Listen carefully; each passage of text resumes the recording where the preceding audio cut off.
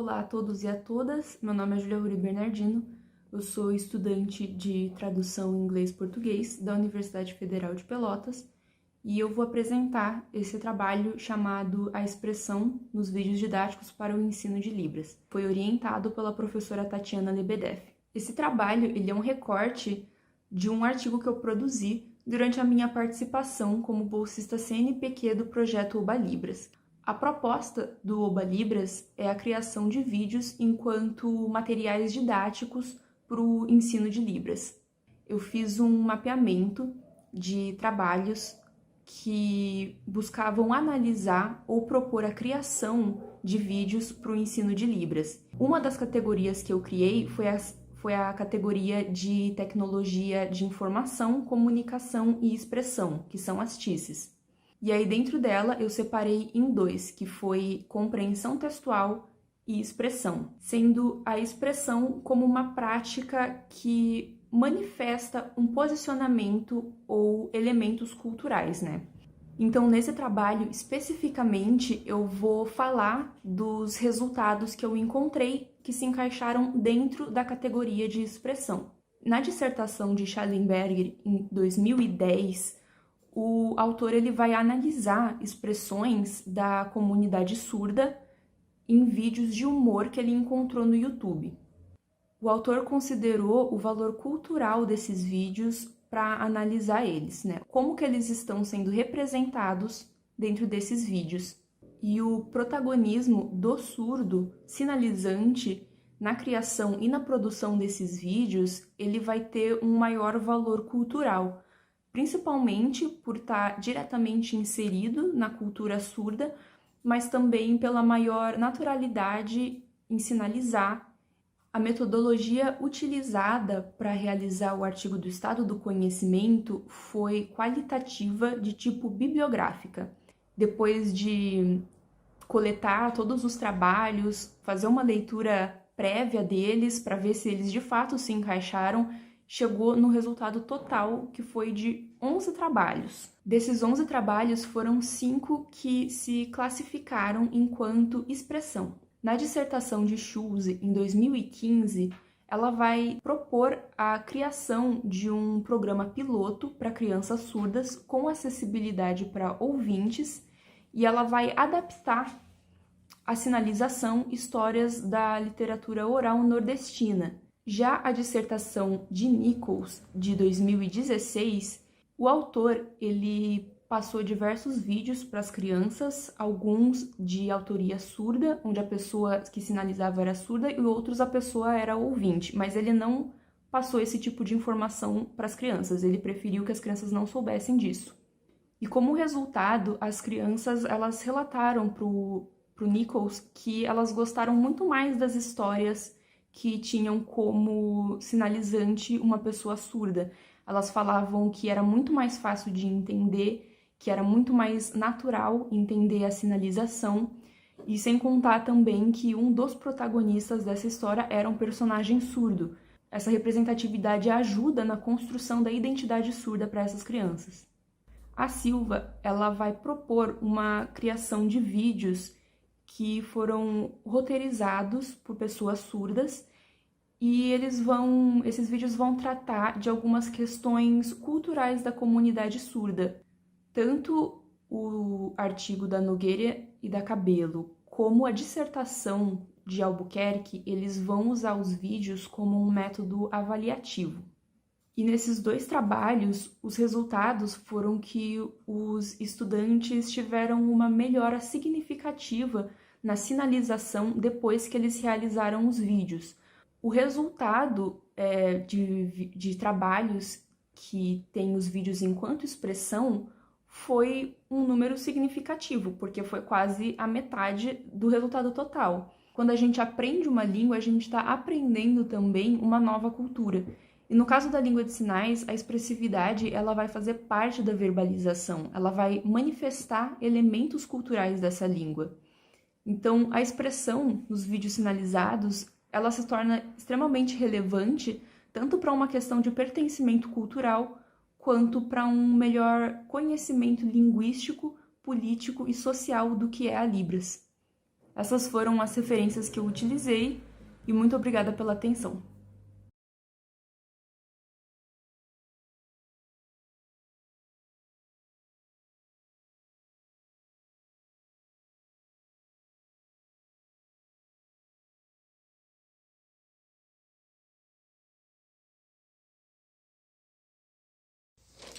Olá, eu me chamo Ítalo, sou graduando no curso de Letras Português e Alemão pela Universidade Federal de Pelotas e eu vou falar aqui nesse vídeo para vocês sobre a minha participação no projeto que é intitulado como Aprender a Ler Corretamente, uma terapia para crianças disléxicas ou com dificuldades em leitura, baseada em movimentos oculares. Esse é o projeto da professora e doutora Angela Inês Klein. Bom, a dislexia, de acordo com a Associação Brasileira de Dislexia, é um transtorno específico de aprendizagem de origem neurobiológica e que afeta sobretudo a leitura. Então é para essas crianças com dislexia e com dificuldade em leitura que esse projeto está sendo desenvolvido. Esse projeto ele objetiva, primeiramente, validar uma terapia que já é feita a partir de uso de um software alemão, o Richtig Lesen Lernen, e posteriormente trabalhar na criação de um software em uma versão da língua portuguesa aqui para o Brasil, com os mesmos princípios e mecanismos aí dessa versão alemã.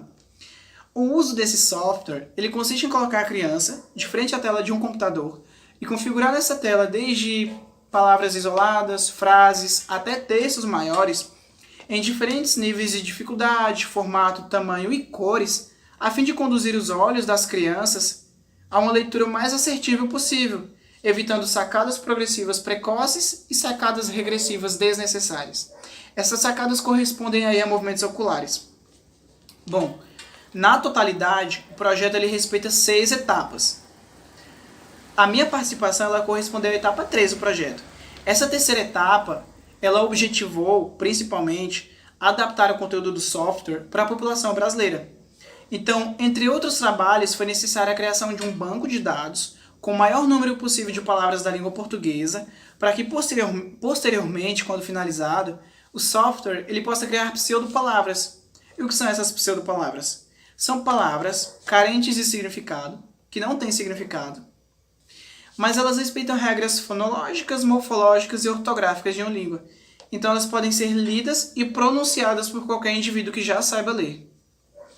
Bom, eu trabalhei na adaptação de um banco de dados já existente, o Corpus Brasileiro.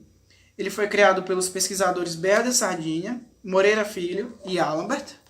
Originalmente esse corpus tinha 206.790 palavras, ou caracteres, já que entre elas tinham palavras de outras línguas, palavras indígenas, números, símbolos, construções frasais, desvios ortográficos. Então eu precisei acertar a ortografia, deletar essas palavras estrangeiras, precisei deletar os números, símbolos, deixando apenas as palavras da língua portuguesa, assim como elas podem ser encontradas, por exemplo, no dicionário. E após essa minha revisão, essa minha adaptação, o novo corpus ele ficou constituído de 196.243 palavras. Bom, e por que o software ele precisa de pseudopalavras? Qual o motivo de se usar pseudopalavras? O uso justifica-se porque a criança que tem dificuldade em leitura, ela tende a, antes mesmo de completar a leitura de uma palavra, ela tende a adivinhar, a tentar adivinhar. E essa adivinhação pode vir ser incorreta. Então, com o uso de pseudopalavras, essa adivinhação ela é extinguida, não existe. Porque faz com que a criança leia sílaba por sílaba, prendendo a atenção dela ali naquela palavra, e faz com que ela leia aquela palavra por completo assim como deve ser. Esse é o motivo. Bom, o projeto ele vai seguir para a etapa 4. A versão beta do software vai estar sendo avaliada e vai ser testada a partir de outubro, com um grupo de crianças da rede municipal de uma escola rural de Pelotas. E é isso. Eu encerro meu vídeo aqui. Eu espero que vocês tenham gostado, que vocês tenham entendido e se interessado pelo assunto. Eu sou muito grato à professora Ângela pela oportunidade, sou grato ao UFPEL pela participação na semana acadêmica e muito obrigado.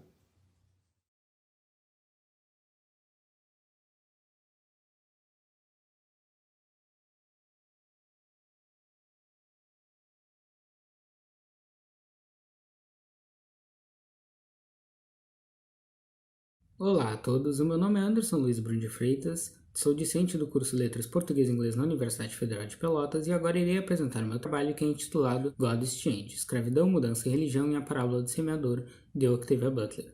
Meu trabalho é orientado pelo professor Eduardo Marques de Maio. Apresentando rapidamente meu sumário, eu inicio falando sobre o afrofuturismo, depois relaciono o afrofuturismo com a obra Parábola do Semeador, depois falo sobre a religiosidade na obra e a jornada de Lauren durante a narrativa, depois falo sobre a escravidão, a política e os paralelos históricos encontrados na obra, e no final, trago as reflexões finais sobre a obra.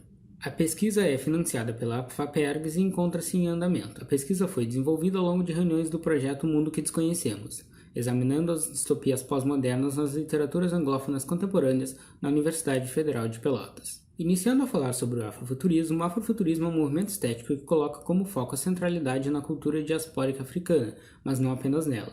No afrofuturismo, imagina-se o futuro de populações negras, e com isso há uma forte relação com a literatura de autores negros. O autor Mark Derry foi quem cunhou o termo nos anos 90 ao buscar relacionar ficções especulativas que tratam sobre temas de cultura negra com o aspecto futurístico presente nelas. Uma autora que emerge neste movimento é Octavia Butler, autora das parábolas. A primeira é a Parábola do Semeador, lançada em 1993, e a segunda é a Parábola dos Talentos, lançada em 1998. Em A Parábola do Semeador, somos apresentados a uma sociedade futurística que vive em situação caótica, os Estados Unidos entre os anos de 2024 e 2027, sob os olhares de Lauren Ayolamina, uma adolescente negra que teve a sua vida impactada pela religião, já que seu pai era um ministro batista. Conforme a obra vai avançando, Lauren apresenta estar desiludida com a religião de seu pai, e assim parte para seu objetivo principal, a construção de A Semente da Terra, uma religião que possui como aspecto central a mudança. O autor Michael McCormack também chama atenção para o aspecto sociopolítico e de diferentes gerações, discutido por obras do afrofuturismo, como a Parábola do Semeador. Em A Parábola do Semeador, isso é transmitido através do pai de Lauren, de Benko, futuro par romântico de Lauren, e de Lauren, que faz diversas reflexões sobre o passado e sobre o futuro da população negra nos Estados Unidos. Deus em A Semente da Terra é a mudança, e a mudança é algo que pode ser moldado pelo ser humano. Com isso, a existência de Deus do universo estão entrelaçadas, estão intrínsecas uma à outra, e todas as ações que ocorrem na Terra são decididas justamente pelos humanos. Lauren também enfrenta uma sociedade em transição após iniciar a sua peregrinação, depois que sua cidade de Robledo, perto de Los Angeles, é invadida, saqueada e pega fogo. Com isso, Lauren também enfrenta um cenário caótico politicamente. Um dos importantes conceitos da obra é o fato do destino da semente da Terra ser criar raízes entre as estrelas, ou seja, o futuro termina por ser alcançável pelo ser humano, que pode alcançar seu destino ainda em vida. Com isso, há um afastamento de uma figura antropomórfica, a imagem de um Messias. Assim, o paraíso de Lauren é uma opção muito mais realista, mas que também representa a sua desesperança com a realidade, já que o mundo está sempre mudando. A escravidão também se faz presente na obra. Isso inicialmente aparece através das cidades corporativas, algo chamado por Lauren de escravidão ligada à dívida. As cidades corporativas seriam cidades administradas por empresas, e isso aparece logo que a cidade de Oliva passa a ser administrada pela KSF, e possui um interesse tanto da família de Lauren, principalmente através de sua madrasta Corey, quanto da amiga de Lauren, Joanne, que futuramente se muda para lá. O pai de Lauren também rejeita a ideia de ir até Oliver e compara muito com a situação de escravos anteriormente à Guerra Civil Americana. A escravidão também se faz presente quando Lauren busca atrair 3 escravos para o seu grupo durante a sua peregrinação, Emily Tanaka Solis, Grayson e Dwayne Mora. Pessoas extremamente reclusas que possuem dificuldade de se conectar com o grupo, mas que, com o tempo, também desejam um mundo melhor e vão atrás de Lauren para sua comunidade. Nesse cenário de libertação de escravos através da peregrinação e também da busca de um mundo melhor, que Lauren se assemelha a 2 figuras históricas. A primeira é de Moisés na Bíblia, que lidera os israelitas na libertação da escravidão no Egito Antigo, e a segunda é a de Harriet Tubman nos Estados Unidos, que liderava grupos de libertação de escravos no período anterior à Guerra Civil Americana. Agora sobre as reflexões finais da obra, Lauren se apresenta como uma liderança abolicionista do século XXI. Com isso, a Parábola do Semeador é uma obra que atravessa assuntos do passado e busca responder com as consequências do presente na obra. Se seres humanos na obra não estiverem dispostos a moldar o seu presente, o seu futuro será fadado a repetir os erros do passado. Com isso, a necessidade de adaptação e de se moldar são essenciais para o desenvolvimento humano. Estas são as minhas referências. Muito obrigado e até a próxima.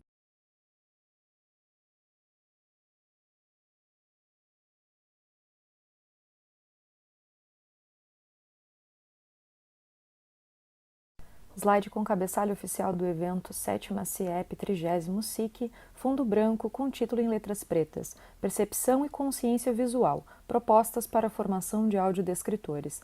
Marina Dias dos Santos, Universidade Federal de Pelotas, marinadias.english@gmail.com, Marisa Helena de Gasperi, Universidade Federal de Pelotas, MHD UFPEL 2012@gmail.com.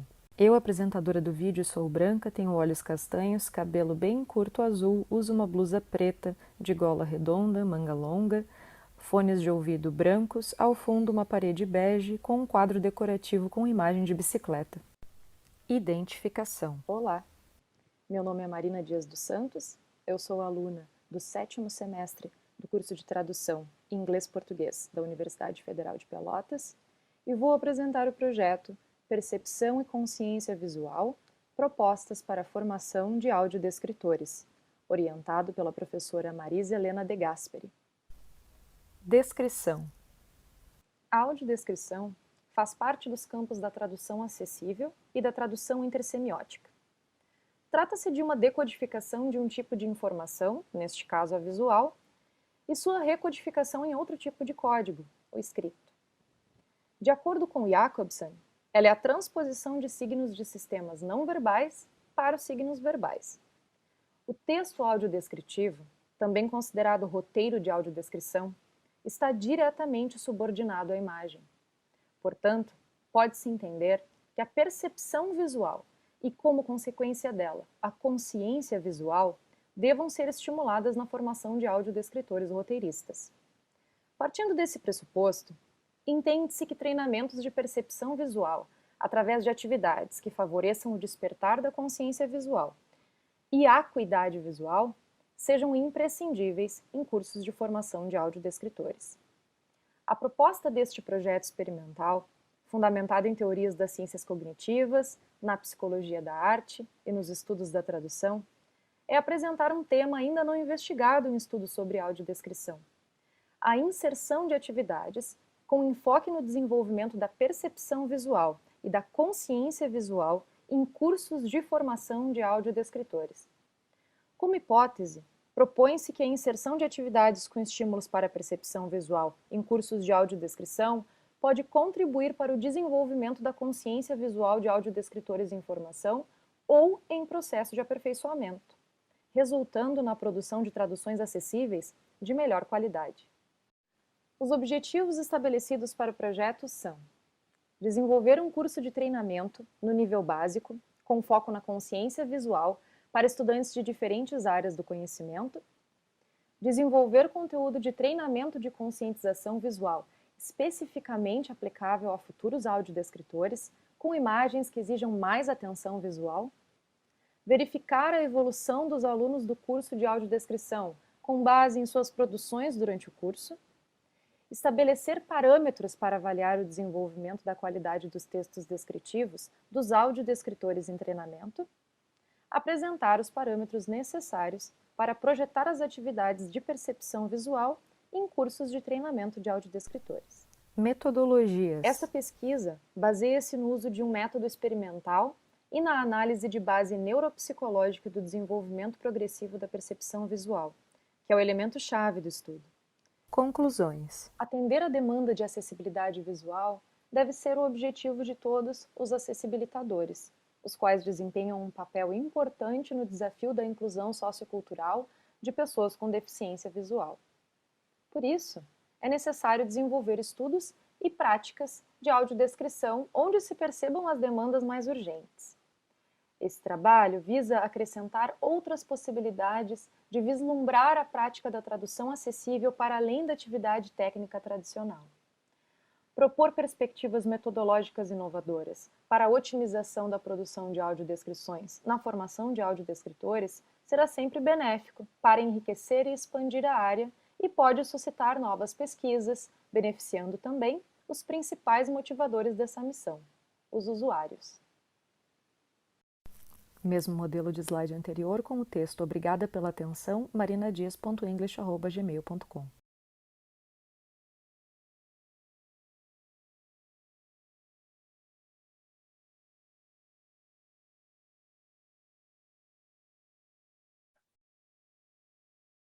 Olá a todos, meu nome é Lara, eu sou acadêmica do curso de Letras Português e Inglês na UFPEL e eu sou bolsista FAPERGS. O trabalho que eu vou apresentar hoje se chama Enquanto Houver um Eu e um Outro, Utopia e Ponto de Vista em A Mão Esquerda da Escuridão, e foi feito sob orientação do professor Eduardo Marques de Marques. Ele é parte de um percurso de pesquisa que vem sendo desenvolvido sob orientação do professor Eduardo, durante o qual nós questionamos a noção de utopia e distopia em um primeiro momento em O Conto da Aia, da Margaret Atwood, e então em A Mão Esquerda da Escuridão, da Ursula Le Guin. Então, se anteriormente a gente havia se perguntado qual o lugar da Mão Esquerda da Escuridão dentro de uma tradição utópica feminista, agora a gente vai olhar para a própria noção de utopia dentro da obra.